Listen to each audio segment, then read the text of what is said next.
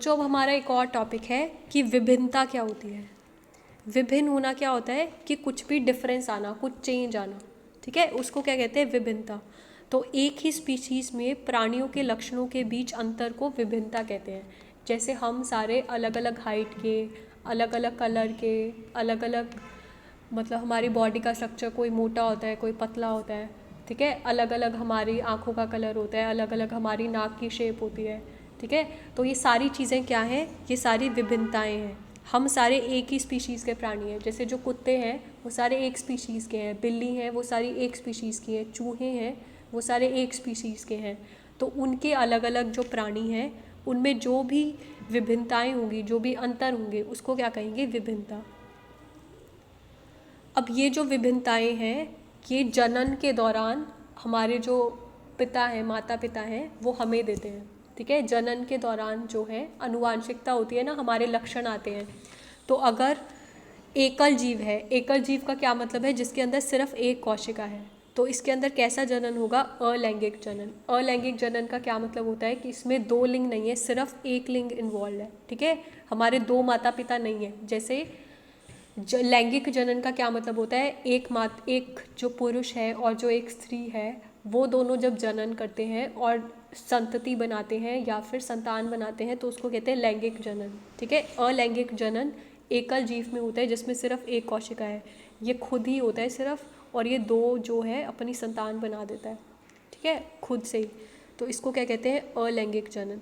तो इसके अंदर कोई भी विविधता नहीं होती। कोई भी विविधता क्यों नहीं होती, क्योंकि इसके अंदर जो भी गुणसूत्र हैं वो सारे ऐसे कैसे इसमें चले गए, और इसके अंदर जो भी गुणसूत्र है वो सारे के सारे इसमें चले गए, ठीक है। तो सारे गुणसूत्र, सारे जीन सेम की सेम चले गए। ये क्योंकि अकेला है और इसी को सब कुछ करना है, तो इसके अंदर कोई भी कॉम्बिनेशन नहीं हो रहा, ठीक है। तो इसके अंदर कोई भी विविधता नहीं है, न्यूनतम विविधता है।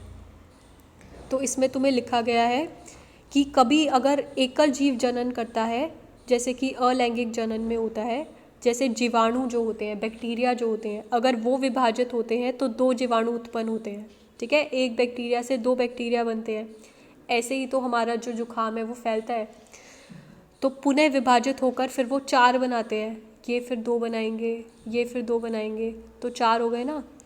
तो इसमें क्या होगा, आपस में बहुत अधिक समानताएं होंगी, क्योंकि विविधता नहीं है, ये सारे एक जैसे ही हैं, क्योंकि एक ही जो जनक है वही सारे बना रहा है। इनमें आपस में बहुत कम अंतर होगा, जो डीएनए प्रतिकृति के समय न्यून त्रुटियों के कारण उत्पन्न हुआ होगा।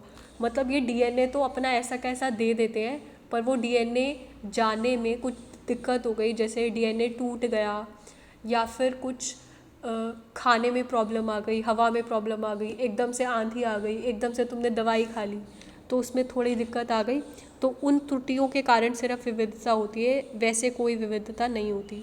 लेकिन लैंगिक जनन जो हमारे अंदर होता है, जो हर एक जीव के अंदर होता है, जिसके अंदर बहुत सारी कोशिकाएं हैं, तो विविधता ज़्यादा होगी, ठीक है। तो ये विविधता क्या होती है, ये देखो, ये तुम्हें एक डायग्राम में बताया गया है कि एक विविधता में संचयन होता है। विविधता का संचयन क्या होता है, ये एक जीव था, ये ओरिजिनल जीव था, ठीक है। इसने दो जीव बनाए, इनमें थोड़ी थोड़ी विविधता आई, जैसे इसमें पहले रेड आ गया और इसमें ग्रीन आ गया, ठीक है, थोड़ी थोड़ी विविधता आई। अब इसका जब फिर से ये दो जीव बनाएगा तो ये वाली विविधता तो आएगी, इसके साथ साथ नई विविधता भी आ गई, तो इसको क्या कहते हैं, विविधताओं का संचयन। तो पूर्ववर्ती पीढ़ी से वंशागति संतति को एक आधारित शारीरिक डिज़ाइन और कुछ विभिन्नताएं प्राप्त होती हैं। जैसे कि अगर ये वाली पीढ़ी है तो इसको एक डिज़ाइन प्राप्त हुआ है कि मेरे जो डिज़ाइन है, जो मैं दिखूँगा वो ऐसा दिखूँगा कुछ, ठीक है। और कुछ विभिन्नताएं प्राप्त हुई हैं, जैसे ये ग्रीन वाली विभिन्नता प्राप्त, इसको मतलब अगर इसमें कुछ चेंज होगा तो वो प्राप्त होगा, जैसे इस वाले को ग्रीन वाला प्राप्त हुआ है, ठीक है। तो हर एक जो पीढ़ी होती है उसको क्या, एक आधारित शारीरिक अभिकल्प और कुछ विभिन्नताएं प्राप्त होती हैं। इसके बाद जो दूसरी पीढ़ी होगी उसमें पहली पीढ़ी वाली विभिन्नताएं होंगी और कुछ नई विभिन्नताएं आएंगी, ठीक है। अगर एकल जीव होगा तो इसके अंदर विभिन्नताएं कम होंगी, लेकिन अगर लैंगिक जनन होएगा तो विविधताएं ज़्यादा होंगी। उसमें विविधताएं ज़्यादा क्यों होगी, क्योंकि इसमें दो लिंग हैं, दो माता भी है, पिता भी है, उनके अलग अलग क्रोमोसोम हैं, और वो सारे मिलाकर फिर एक संतान को जा रहे हैं, ठीक है। तो इसमें बहुत सारे चेंज होंगे, बहुत सारे कॉम्बिनेशन आएंगे, तो इसलिए इसमें क्या है, विविधता ज़्यादा होगी। अब तुम्हें एक और टॉपिक है कि अस्तित्व में रहने की संभावना क्या होती है।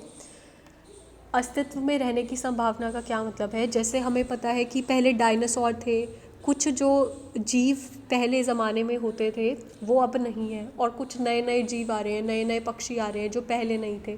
ऐसे ही फूलों का है, जो हमारे पहला फूल था सिर्फ रेड होता था या फिर पिंक होता था, या फिर रोज़ जो है रेड होता था, गुलाब पिंक होता था। अब इसमें जितने मर्जी कलर दिखा दो, एक ही रोज़ में अलग अलग कलर भी आते हैं। तो वो सब क्या है, अस्तित्व में रहने की संभावना है। ठीक है। क्या किसी स्पीशीज़ में विभिन्नताओं के साथ अपने अस्तित्व रहने की संभावना एक समान होती है? निश्चित रूप से नहीं।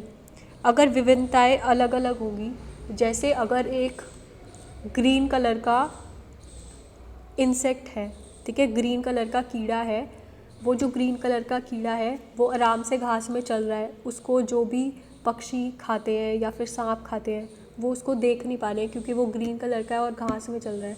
तो इसके अंदर जो है अस्तित्व में रहने की संभावना ज़्यादा है। लेकिन अगर इसमें कोई और विभिन्नता होगी, जैसे अगर ये रेड कलर का हो गया तो इसको आसानी से पकड़ के खा लेंगे। तो विभिन्नता जो है उससे उस पर ही डिपेंड करता है कि ये अस्तित्व में रहने की संभावना ज़्यादा होगी या कम होगी। ठीक है। जैसे कोई इंसान जो है वो धूप में ठंड में रह सकता है, कोई इंसान जो है उसको धूप ठंड में बहुत ज़्यादा दिक्कत आ जाती है, कोई इंसान जो है वो नई जगह जाता है तो खाना पीना आराम से खा लेता है, किसी को पेट में दर्द हो जाता है।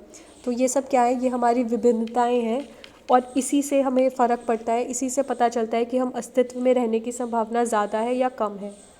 विविधता के आधार पर विभिन्न जीवों को विभिन्न प्रकार के लाभ हो सकते हैं। ठीक है। अगर हमारे लाभ वाले लक्षण है किसी जगह पे तो हमें लाभ हो जाएगा, और अगर हमारे ऐसे लक्षण है जिससे हमें नुकसान होगा तो हमें विविधता का क्या होगा, नुकसान होगा। उष्णता को सहन करने की क्षमता वाले जीवाणुओं को अधिक गर्मी से बचने की संभावना अधिक होती है। ठीक है। तो जिसमें जैसा लक्षण है वो कहीं ना कहीं तो काम आएगा ही। ठीक है। लेकिन प्रेजेंट सिचुएशन में जिस जगह पे तुम रह रहे हो वहाँ पे अगर वो काम की विविधता है तो तुम्हारी अस्तित्व की संभावना ज़्यादा होगी, वरना कम होगी। अब तुम्हें 2 क्वेश्चन दिए हुए हैं कि आनुवंशिकता, विभिन्नता, क्रोमोसोम, लक्षण और जीन की परिभाषा लिखो। ये तुम लिख सकते हो। इसके बाद दूसरा क्वेश्चन है, यदि एक लक्षण ए अलैंगिक प्रजनन वाली समष्टि के 10% सदस्यों में पाया जाता है और लक्षण बी उसी समष्टि के 60% जीवों में पाया जाता है, तो कौन सा लक्षण पहले उत्पन्न हुआ होगा? तो तुम ये देख लो कि जो लक्षण ज़्यादा लोगों में पाया जाता है वो पहले उत्पन्न हुआ होगा। ठीक है। जो लक्षण कम में पाया जाता है वो बाद में उत्पन्न हुआ होगा। तो जो लक्षण बी है वो पहले उत्पन्न हुआ है, तभी तो वो ज़्यादा से ज़्यादा जीवों में मतलब दिख रहा है हमें। ठीक है। ज़्यादा से ज़्यादा सदस्यों में पाया जाता है।